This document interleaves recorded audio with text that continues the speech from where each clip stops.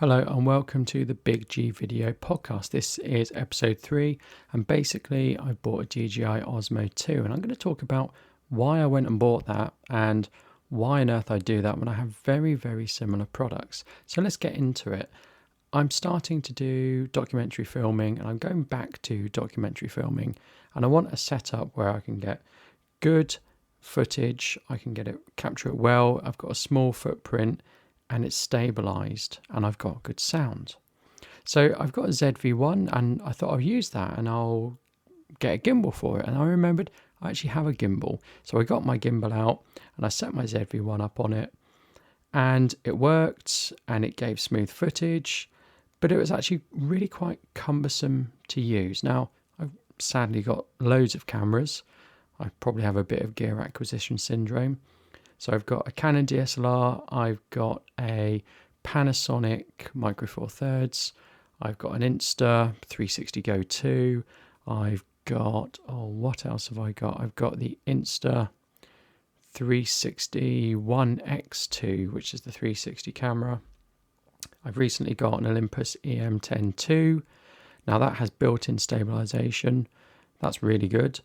And I think that's it. Oh yeah, I've got a Fimi Palm. Yeah, I've got all these cameras and I have ones that have electronic stabilization like the Go 2 and the Insta360 One X2, and I have the Fimi Palm, but the Fimi Palm has rubbish audio. The Sony ZV-1 probably is the closest thing I was happy with. That was good. I had a small gimbal, so this is my problem, and this is why I'm talking about gimbals. Well, I'm not talking about gimbals. Gimbals led me to this purchase. So I wanted a gimbal that gave me smooth footage. So ZV-1 has good audio. I can plug mics into it. It's all good. It's cinematic. I can do loads of stuff with it. And I got my gimbal out and I balanced it. This is a hassle. I always knew it would be a hassle balancing a gimbal, but I got my ZV-1 onto it. I was quite happy with it. But one of the problems is I couldn't use the gimbal to run my ZV-1. And what I mean by that is the gimbal has record button, stop button, focus button on. That I couldn't get to work with the ZV-1. I could get it to work with if I had a different Sony camera or if I had a different Panasonic camera, but basically I couldn't get it to work with the cameras I had. If I put the Canon DSLR on, occasionally it would just start flipping for no apparent reason. So that meant I couldn't rely on it with the Canon DSLR, so I couldn't use it with the Canon DSLR. So I thought I need to probably get a new gimbal. So I looked at gimbals and there were gimbals that were too small. This is very much Goldilocks, this story about gimbals. Gimbals that were too small could take my ZV-1 and that's it, couldn't take anything else.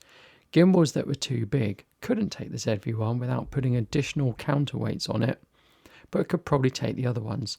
But none of the decent gimbals I looked at, and I looked at the Weebill S and I looked at the Ronin SC, could control the cameras I had.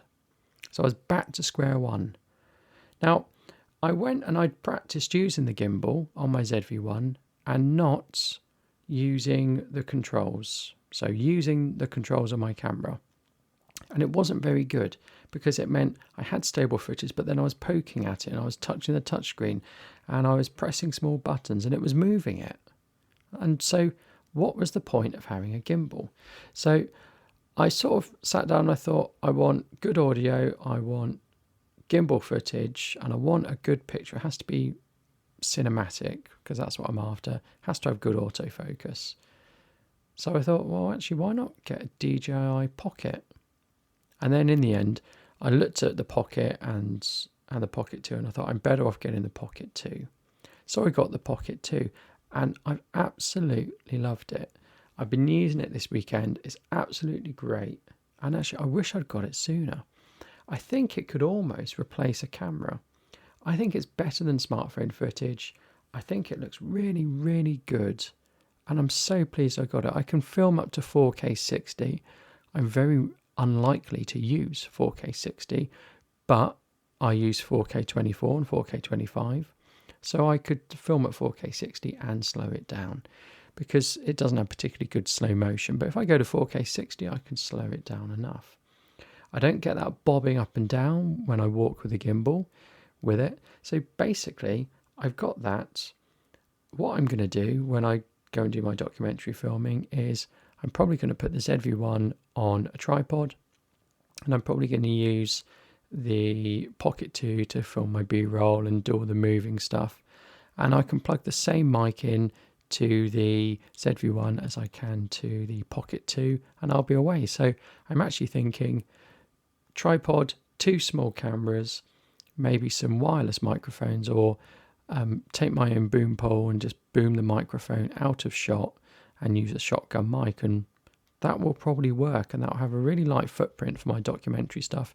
I'll be really nimble, and no one will be able to tell that I'm just using very, very small cameras, and I'm hoping the quality will look so much better than what I'm using.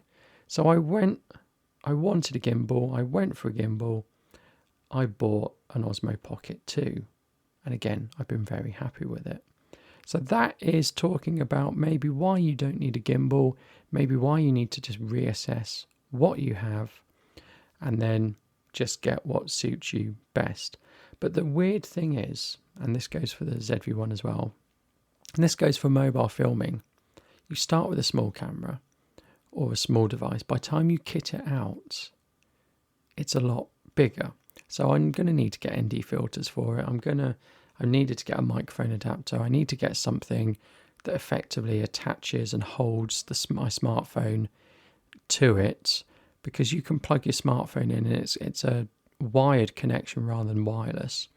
So you get a much bigger screen, and for prolonged shooting, you're going to need a much bigger screen. So yeah, that's what I've done. And I've started kitting it out, and at some point, it's not really a small thing anymore, but there we are. I guess you think it's not a small thing, but then when you look at your bigger cameras, I need to kit my bigger camera out, it becomes a huge thing. So you always need to kit your cameras out. If you start small, you end up medium. If you start small or large, you're going to end up massive. But that's just a side note. Do check me out in my other episodes. I'm hoping to put this out weekly. Do get in contact if you have anything you want me to think about or say, and I'll see you next time. Goodbye.